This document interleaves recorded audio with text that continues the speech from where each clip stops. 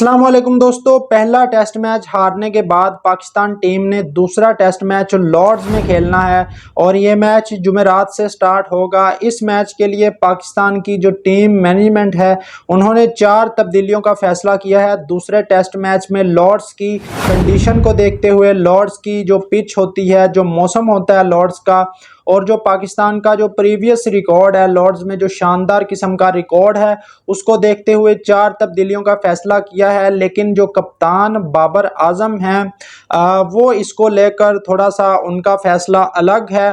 बाबर आजम किस खिलाड़ी को मौका देना चाहते हैं और पाकिस्तान की टीम मैनेजमेंट उन 4 सीनियर खिलाड़ियों को टीम से बाहर करना चाहती है। वो 4 सीनियर खिलाड़ी कौन से हैं जो एक अरसे से पाकिस्तान टीम के ऊपर बोझ बने हुए हैं और कप्तान बाबर आजम के ऊपर भी ज़ाहिर है बोझ हैं, और अब जो यारी दोस्तियां हैं टीम में उनको पाकिस्तान टीम मैनेजमेंट दूसरे टेस्ट मैच से बाहर करने जा रही है। लेकिन बाबर आजम जो है वो उनकी राय थोड़ी सी डिफरेंट है, उसके बारे में आपको बताते हैं। उसके अलावा लॉर्ड्स की पिच कैसी होगी और लॉर्ड्स पर पाकिस्तान का जो प्रीवियस रिकॉर्ड है टेस्ट मैचेस का वो बड़ा शानदार है, वो क्या है उसके बारे में भी आपको बताते हैं। उसके अलावा जो राशिद लतीफ़ हैं उन्होंने 4 ऐसे खिलाड़ी पाकिस्तान टेस्ट टीम में जिनके बारे में मुतालबा किया है कि इन खिलाड़ियों को फौरी तौर पर इनके बैग पैक किए जाएं और इनको वापस पाकिस्तान भेजा जाए, क्योंकि ये खिलाड़ी जो हैं ये पाकिस्तान को टेस्ट मैचेस नहीं जितवा सकते। इन्होंने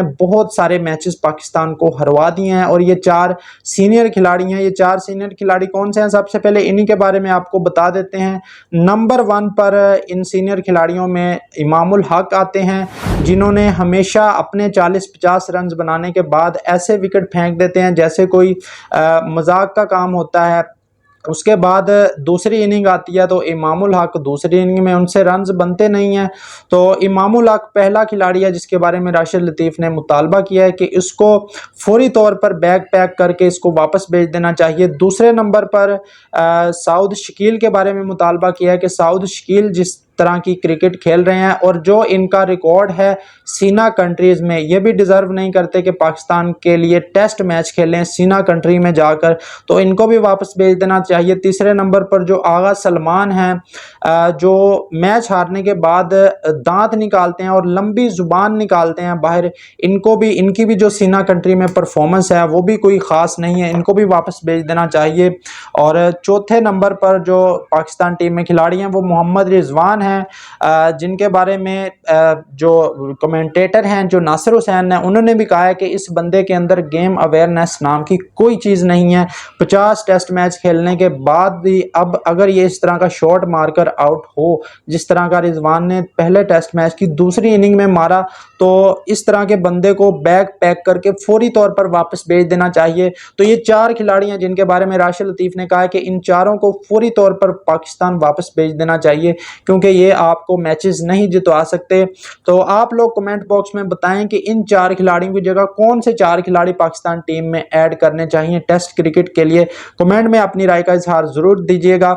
इसके अलावा पाकिस्तान की जो टीम मैनेजमेंट है उसको लेकर खबर आ रही है कि 4 खिलाड़ी ऐसे हैं जिनको दूसरा टेस्ट मैच जो लॉर्ड्स का टेस्ट मैच होगा उसमें रिप्लेस किया जाएगा। लॉर्ड्स की कंडीशन को देखते हुए, लॉर्ड्स की पिच और मौसम को देखते हुए, जिस तरह लॉर्ड्स की कंडीशन पाकिस्तान को हमेशा से सूट करती हैं, और पाकिस्तान ने 15 मैचेस अब तक लॉर्ड्स में खेले हैं और इनमें से 5 मैचेस पाकिस्तान जीता है, 4 मैचेस हारा है और 6 मैचेस पाकिस्तान ने ड्रॉ किए हैं। आखिरी बार 2018 में पाकिस्तान लॉर्ड्स में जीता था और उसके पहले पाकिस्तान जो उससे पहले मैच जीता था वो 2016 में जीता था।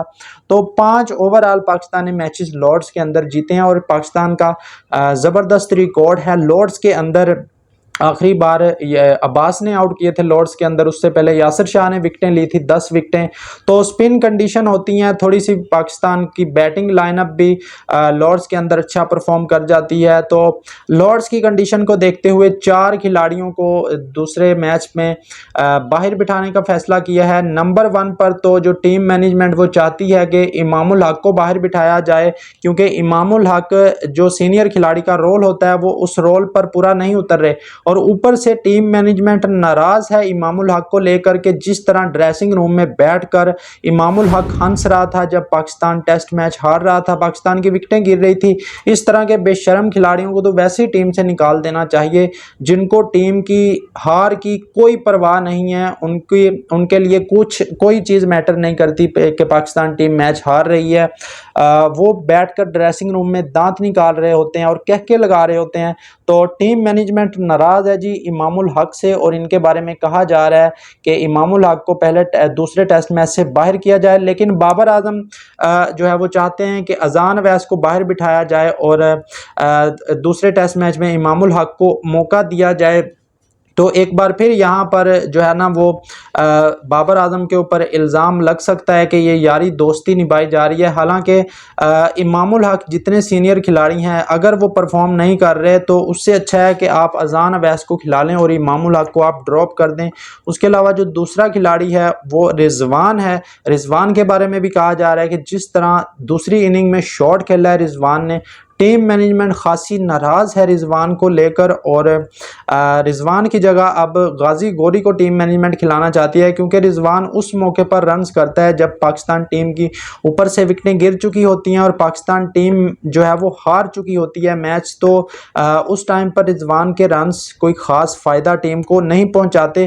تو رضوان کو پاکستان ٹیم مینجمنٹ دوسرے ٹیسٹ میچ کے لیے ڈراپ کرنا چاہتی ہے، اور غازی گوری جتنے رنز رضوان کر رہا ہے اس سے زیادہ رنز تو غازی گوری جو ہے وہ کر جائے گا۔ تو ٹیم مینجمنٹ کا خیال ہے، لیکن بابر اعظم چاہتے ہیں کہ رضوان کو ایک اور موقع دیا جائے، تو کیا رضوان کو موقع ملنا چاہیے؟ یہ آپ لوگ کمنٹ میں لازمی بتائیں۔